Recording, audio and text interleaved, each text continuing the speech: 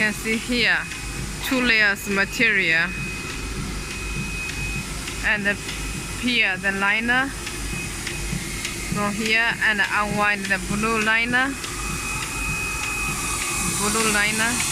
Remember, cover the film. We can see the product. 1, 2, 3.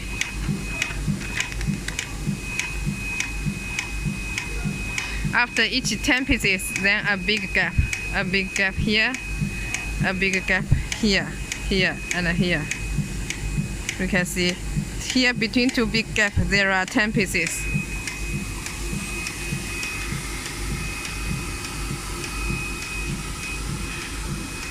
Here, this material already 2 layers.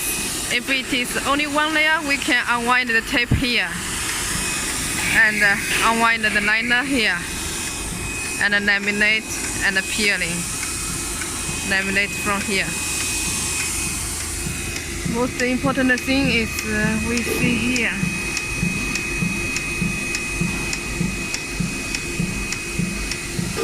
We can see the liner, original liner is the white one, pulling between the second and the third rubber roller.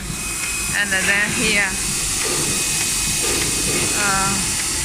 it is from the either roller, and go to the rewind shaft.